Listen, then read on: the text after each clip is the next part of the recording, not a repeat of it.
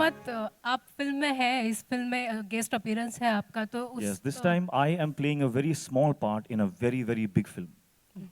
तो उस guest appearance के वक्त कुछ मराठी सीखे हैं आप, बोल पा रहे हैं अभी? काश सीन में dialogues होते हैं which I would have, wanted to understand and rehearse and learn. लेकिन the part which I have done is so beautiful in the film and so well expressed without a single word that we did not need any dialogues. So unfortunately, I did not get a chance to brush up my Marathi. मुक्ताला प्रश्न आहे. मुक्ता, ऋतिक सोबत screen share केली आहेस का या सिनेमाच्या निमित्तानं तू? हो. तर तो माईक चालू अनुभव आहे? तुझा कसा होता? अनुभव कसा होता? आत्ता मी साधारण कशी दिसते बाजूला बसल्यावर? किती अस्वस्थ आणि किती हलते. इतक्या हँडसम माणसाबरोबर आपण जेव्हा असतो, तेव्हा युज्युअली जे मुलींना होतं ते सगळं मला झालं. पण मोर दॅन एक हँडसम सुपरस्टारपेक्षा सुद्धा तो इतका छान ॲक्टर आहे, की त्या सीनमध्ये जो जरी बोलला नाहीये, तोंडानी, भाषा बोलला नाहीये, पण त्याच्या एका शॉटमध्ये पण आपल्याला कळते, की तो डोळ्यांनी किती जास्त बोललाय.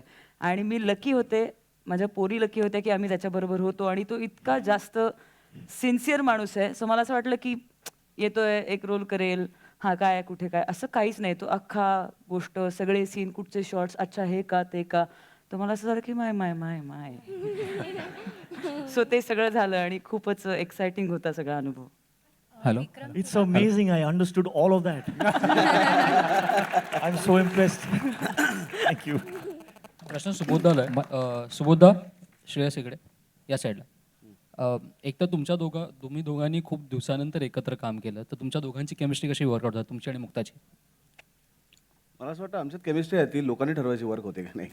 कारण मी आणि मुक्ता आम्ही कॉलेजपासून एकमेकांना ओळखतोय. कॉलेजमध्ये असताना आम्ही एका संस्थेचे भाग होतो. आम्ही एकत्र काम केलं आहे. मग आम्ही धोबी पछाड केले, अनेक मालिका केल्यात. 9 वर्षानंतर आम्ही एकत्र काम करू शकलो कारण तिने त्या स्वप्नील जोशीबरोबर एक पॅकेज करून 3-4 पिक्चर केले होते. आणि त्यांचं ब्रेकअप झाल्यानंतर मग मी स्वप्नील जोशीबरोबर पॅकेज करून पुढचे काही चित्रपट करतो. त्यामुळे आम्हाला खूप दिवसानंतर वेळ मिळाला एकत्र काम करायला. मुक्ता? नाही काय, हे एक याचा गमतीशीर अँगल झाला. पण ऑब्व्हियसली की आम्ही जर एकमेकांबरोबर 9 वर्ष काम केलं नसतं तरी एकमेकांची कामं आम्ही बघत होतो. सातत्याने तो माझ्या नाटकाला यायचा, मी त्याच्या सिनेमाला जायचे आणि अप्रतिम ॲक्टर आहेच. आणि जेव्हा इतका चांगला ॲक्टर, चांगली गोष्ट आणि चांगला दिग्दर्शक असं एकत्र येतं, तेव्हा मला वाटतं की खूप काहीतरी चांगलं घडतं आणि ते करताना आम्हाला खूप मजा आली आहे.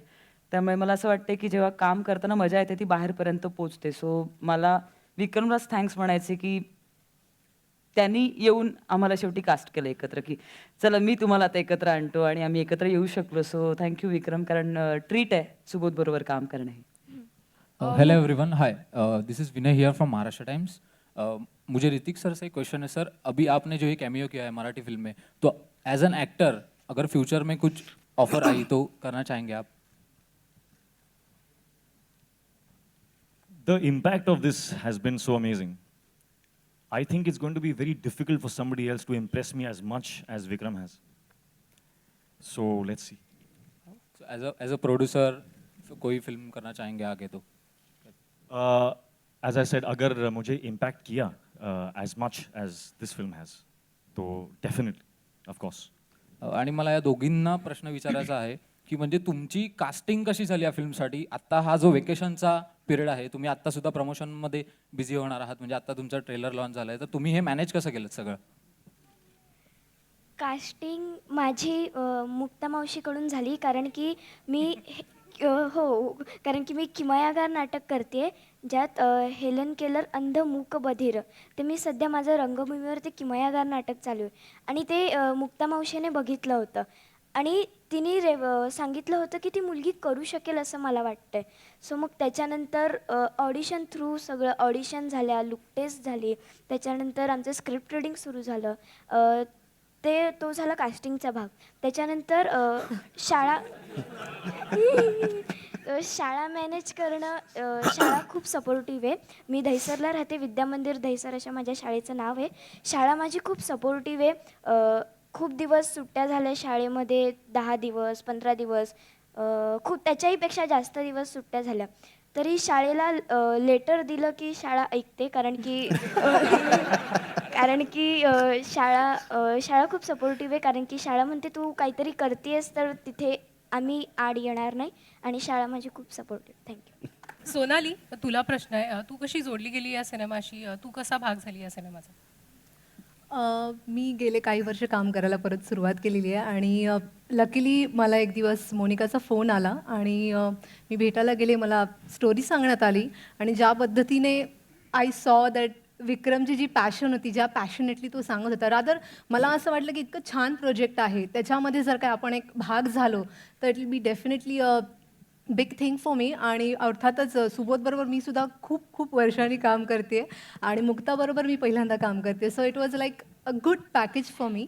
सो आय सेड येस आणि खूप मजा आली काम करायला. Vikram was very clear right from त्याचं प्लॅनिंग, फुल शूटिंग, त्याच्या प्री प्लॅनिंग, नंतर सेटवरती प्रत्येक गोष्टीमध्ये एक एक छोटी छोटी गोष्ट त्याने कुठचीच गोष्ट इग्नोर केली नव्हती. डिटेलिंग म्हटलं तर he was absolutely perfect. So it was really an amazing experience.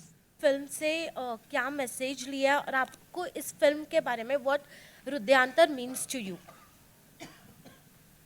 I think मेरे ख्याल से मैंने दोबारा ये सीखा है कि if you have passion in your heart, then no wall is too high to climb, no boundary is too strong to cross. And again, I'm going on saying this because I am truly that much impacted by Vikram's vision in this film. His journey has been long, and it reaffirms my belief in the few things that have guided me in my life. That if you have a strong vision and if you believe in that vision and you strive every single day, brick by brick, to build something, it will happen. And today that has manifested. Well done, Vikram. Congratulations again. फिल्मचं पहिलं reading जे विक्रमने दिलं मला आणि सुबोधला एकत्र दिलं आणि ते music सकट दिलं होतं आणि इतकं ते परफेक्ट आत्ता जे मी सिनेमा बघते तसंच्या तसं होतं. त्यामुळे खरं तर असं वाटलं की हा सिनेमा त्याच्या मनात पूर्ण तयार आहे आणि आता आपण फक्त त्याला डेट्स द्यायच्या आहेत. इतकी क्लॅरिटी त्याला डे वनपासनं होती आणि त्यामुळे आम्ही खरं तर सगळेजण सगळ्यांनी पहिल्या वाचनात हो म्हटलंय मला वाटतं विक्रमला, की हो मला आवडलं आणि मला करायचं आहे. सो मगाशी जो प्रश्न होता की तो कदाचित डिझायनर म्हणून हायपर असेल पण डिरेक्टर म्हणून डेफिनेटली नाही आहे. तो खूपच कूल आणि शांत आणि खूप क्लॅरिटी असलेला डिरेक्टर होता आणि मी घाबरून नाही म्हणत आहे, खरं सांगते. Harshala from marathisineik.com. सुबोधला एक क्वेश्चन आहे. करारमध्ये तुझा एक फॅमिली पर्सन आम्ही बघितला, कॅल्क्युलेटिव्ह नवरा किंवा फॅमिलीसाठी तो कसा हे करतो तोही खूप छान होता. आणि ह्यातही तू फॅमिली पर्सन आहेस, 2 मुलींचा बाप आहेस, तर तो अनुभव आणि फरक काय आहे याच्यामध्ये? नाही, दोन्हीच्या गोष्टी वेगळ्या आहेत. त्याचं नाव करार आहे, याचं हृदयांतर आहे. त्याचं कॅरेक्टर वेगळं आहे, याचं कॅरेक्टर वेगळं आहे. मला एकतर मी गेल्या काही दिवसांपासून प्रयत्न करत होतो की या इमोशनल झोनमधनं बाहेर जावं आणि काहीतरी वेगळं करून बघावं, म्हणून फुगेसारखा चित्रपट केला. पण विक्रम आल्यानंतर जेव्हा त्यांनी ही गोष्ट मला सांगितली तर तेव्हा माझी इच्छा नव्हती अजिबात इमोशनल चित्रपटाकडे परत वळण्याची. पण त्यांनी जेव्हा ती गोष्ट पूर्ण ऐकवली मला आणि मुक्ताला, मला असं वाटलं त्यांनी गोष्ट ऐकवल्यानंतर मी विकला गेलो होतो. मग त्याच्यानंतर त्यांनी मला सांगितलं असं की तू चित्रपटात नाही करत आहेस तरी मी लाचारासारखा त्याच्या सेटवरती फिरत असतो. इतकी मला ती गोष्ट आवडली होती. आणि शूटिंग करताना मला असं वाटलं की मगातपासून आपण बोलतो की तो डिझायनर म्हणून आजपर्यंत त्यांनी काम केलं आणि खूप वर्षांपूर्वी त्यांनी महाराष्ट्र टाइम्ससाठी एक फॅशन शो केला होता ज्याच्यात मी आणि अंकुश पण इथे आला आहे. तर आम्ही दोघंजणं त्याच्यात होतो आणि इतक्या वर्षानंतर त्याला डिरेक्टर म्हणून मी बघितलं. मला असं वाटलं की आत्तापर्यंत आपण त्याचे कपडे बघत आलो, आता कपड्यांच्यातला माणूस पण आपण बघूया या चित्रपटातनं की तो काय आहे. आणि तो माणूस दाखवण्याचं काम विक्रमने याच्यातनं केलं आहे. कारण त्याची जी संवेदनशीलता आहे, तुम्ही जर त्याची फॅमिली बघितलं तर विक्रम त्याच्या आईवडिलांना ज्या प्रकारे जपतो, तो ज्या प्रकारे प्रेम करतो, मला असं वाटतं हे कुठेतरी संस्कार त्याच्यावरती आहेत जे संस्कार या चित्रपटाच्या माध्यमातून येतात. आणि चित्रपट हे दुसरं काही नसतं तर तुमच्या संस्कारांचं प्रतिबिंब असतं. आणि मला असं वाटतं जे त्याच्या आईवडिलांनी त्याच्यावरती संस्कार केलेत तेच संस्कार या चित्रपटातनं मला असं वाटतं की विक्रम आपल्या सगळ्या प्रेक्षकांवरती करतोय. आणि चित्रपट हा कुठेतरी एक संस्कार करत असतो चांगला माणूस बनण्यासाठी, चांगली फॅमिली बनवण्यासाठी.